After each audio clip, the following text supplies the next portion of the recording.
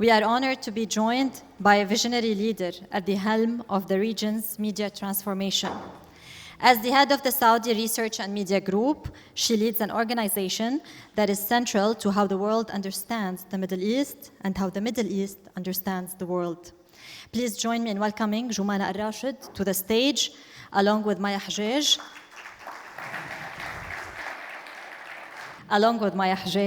Senior business anchor at Asharq Bloomberg, for a fireside chat. Welcome. Thank you, Dina. So should I ask the question before we dive in? Please do. Are we going to lose our jobs to AI? And should I ask Abdul Mohsen for a job now? Only if we don't adapt. Okay. Let's start with the AI question. Jomana, it's always a pleasure having a conversation with you. And of course, as Dina introduced you now, you lead the media scene in the Arab world today with the SRMG and also the Red Sea Film Festival. And now with Thmanyah, we are changing, we are adapting. Let's start, before talking about change, about AI and how it's helping in this change.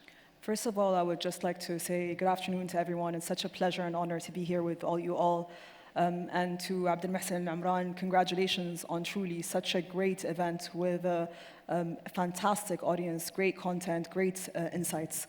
I do believe that the discussion about AI is so timely. However, when it comes to the media landscape and ecosystem, this is not the first disruption that we have gone through.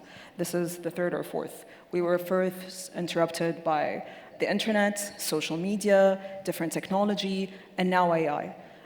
Our strategy at SRMG and our vision has always been adopt, adapt, absorb, innovate, and learn how to work with this very powerful tool that will allow you to do more. Ultimately, with this disruption, unlike any other disruption, if you don't adopt and adapt to it, you will then stagnate and fall behind. This is one of the most powerful tools that we have come across. It can actually replicate exactly what a newsroom is meant to be doing. However, I must say, and Maya, you said something that we get asked every day at the group, are we losing our jobs? Are we being replaced by AI? You can never replace human creativity. Journalism, at the end of the day, and content creation is all about storytelling. And that's a creative role that AI does not have the power to do just yet. We will never eliminate that human role, which comes in to actually tell that story, do the actual investigative reporting around it, make sure to be able to also tell you what's news or what's factual from wrong, what's misinformation from bias. And that's the bigger role that the editorial player does in the newsroom. But I must say that I'm very proud of Asharq. I'm very proud of all of the platforms at SRMG that have been able to really absorb and adopt AI in a way that has been transformative. We are now translating all of our content leveraging AI. We are also now being able to create documentaries leveraging AI. We now have AI-facilitated fact-checking, AI-facilitated clipping, transcribing. This is where we believe is the future. And this is across all our verticals? Absolutely. Some more than others, but it's definitely something that we're rolling out across the group. So when we're talking about AI, but also we're in a room full of investors, so we always talk commercial. Who is going to invest in media today, and why would anyone want to invest in media? And how can we build a commercial model in such a fragmented model? I think if you see the global media landscape, you see that a lot of the media companies are in financial distress or no longer being able to generate revenues from their traditional sources of revenue, which has always been advertising, and it has taken a big hit over the past 5 years. But that doesn't mean that you stop and shut down or downsize or try to simply say this is no longer generating revenue, I'll on to the next one. What you do is you adopt new operating models. You become more efficient. You understand where your audience is and try to monetize that. Ultimately, what are we in the business of? We're in the business of creating trust, affinity, and attention. If you have these three, then you definitely have a monetizable and bankable asset that you can then go to the market with. But again, revisit your traditional revenue structures. Instead of the traditional advertising slot that you would see for 30 seconds to a minute, you now need to invest in content-led experiences with storytelling, which the brands are ultimately after. So when we are investing in storytelling and we're trying to monetize, you did mention trust. We are building trust. But at the same time, how can we maintain our credibility if we're selling content, we're selling stories, we're selling fun? I'll just give a quick example. I look at a news channel or a news outlet. They keep posting crime stories because they get clicks. What does that mean for their other content? And ultimately, if you go into the trap of just trying to get those clickbait or those numbers up, then you're also losing relevance. Ultimately, and we're truly lucky at the group and privileged to have 30+ platforms that cater to different audiences with different topics, which allows us to tap into those clickbaity kind of types of content, but also allows us to ensure that we continue to offer credible business, political, economical news that matters to our audiences. And again, here, it's all about relevance. It's all about trust and credibility, which you touched upon, Maya. In the world of AI, the threat that we see more than anything else is when you also fall into the trap of scale and volume. Scale and volume simply to try to keep up and to ensure that you have all kinds of news at speed does mean that you could lose that trust and credibility.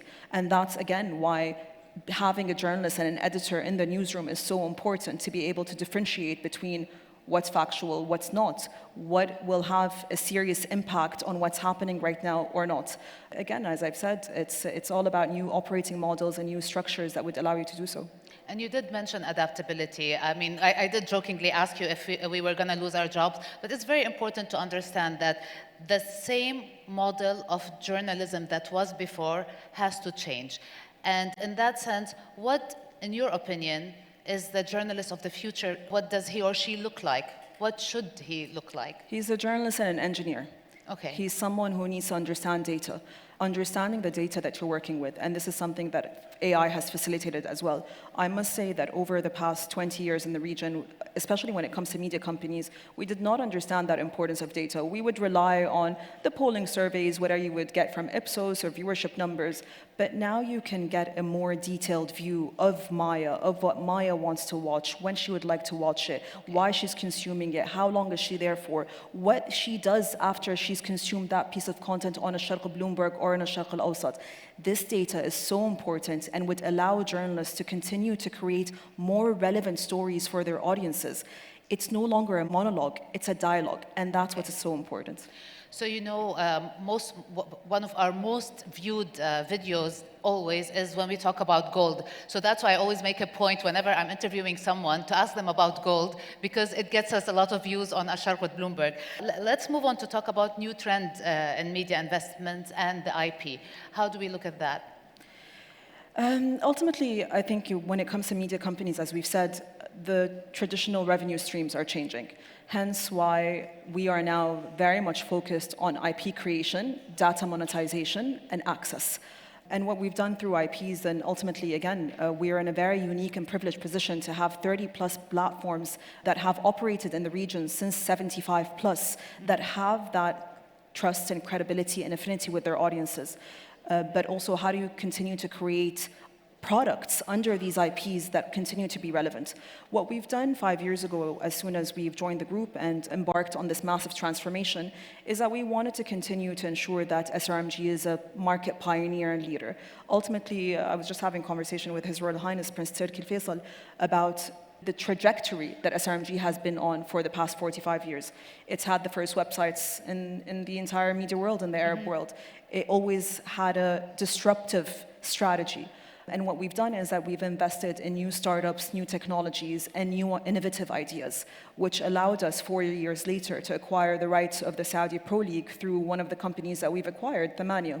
And this is exactly the IP and the product and the brand that we believe will see through in the future. Let's talk about Thmanyah. What's the thought process? You know, in the newsroom when Thmanyah became a big thing, everyone was so jealous. Now Thmanyah is going to replace our jobs. Let's know about the story. Ultimately, the way that we see it is that we're a portfolio of brands that are complementary of one another. Okay. And that's why it's so important for us to have the likes of Asharq Al-Awsat, of Arab News, of Thmanyah, of Asharq Bloomberg. These IPs, these brands, allow you to create new products in a different tonality, in a different voice that cater to different demographics and cater to different geographies. Thmanyah has definitely been a success story, but a success story that we have built internally. It did not happen by coincidence nor accidents. They are a group of very talented young content creators that speak the generation or they speak this language of today's generation. And we saw a real challenge and an opportunity when it came to the Saudi Pro League, ultimately speaking about monetization and how do you ensure that these businesses are commercially viable. One of the highest IP valued products in the Saudi market or even in the entire Middle East market is the Saudi Pro League. There isn't a single product, nor brand, nor IP that can get you immediate viewership and immediate eyeballs the way football does in the region, and potentially also globally when it comes to live sports. Hence why we saw the real opportunity for us to enter into the sports streaming world. Okay. It was a big challenge. We had less than a month to launch a new OTT platform and create content around it, but I do believe that the best is yet to come. It's a 6-year contract which would allow us to create new verticals, new products, new brands around it as the anchor investment. When we talk about new verticals, are you thinking of something other than football, other than the Saudi League? What could be an opportunity?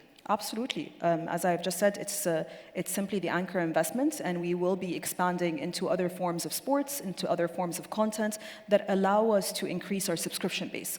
Ultimately, again, as we were saying, the traditional advertising structures or revenue structures have changed.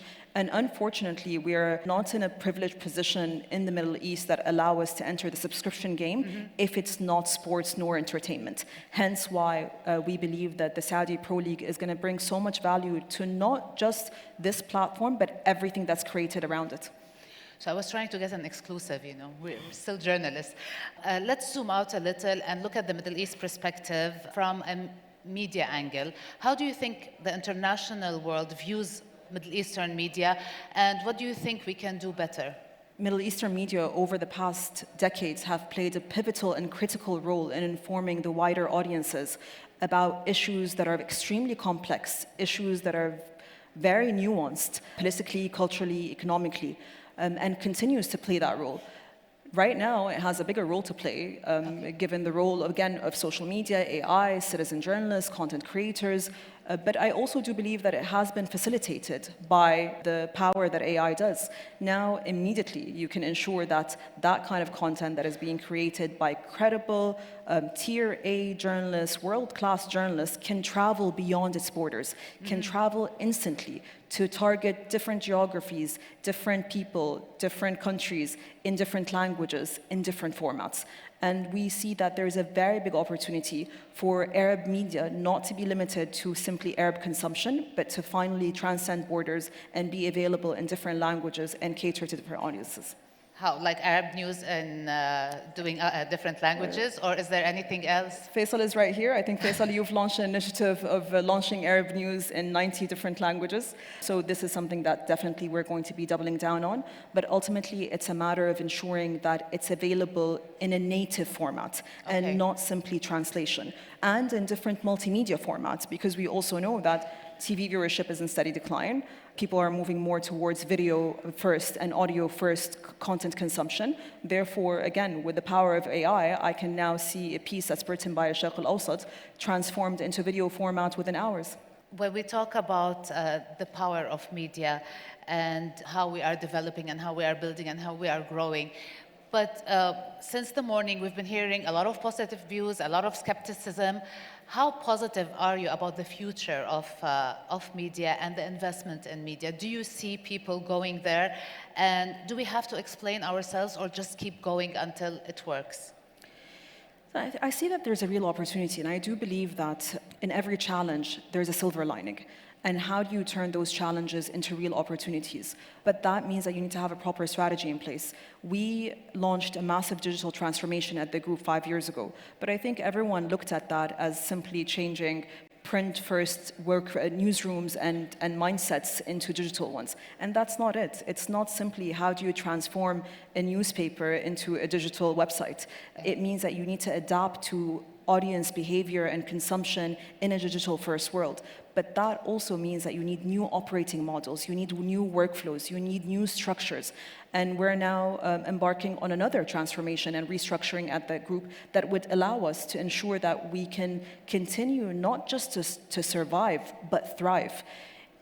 I'm not someone who's pessimistic as long as you have the right vision in place, the right strategy in place, and you have the buy-in of the team that you work with. Referring to strategy, commercializing content, the old model was to pay for advertisements on TV or in a newspaper. Everything is changing today. Looking forward, how do you see the model changing? It's drastically changing. I mean, ultimately, in the past, we used to compete with one another over viewership, but now we're also competing with the likes of the social media platforms. 80% of advertising revenue in the Middle East goes to the social media platforms. But that means that there's 80% interest in opportunities. It's a matter of how do you create the right content on these platforms that engages these audiences to allow you to enter these partnerships.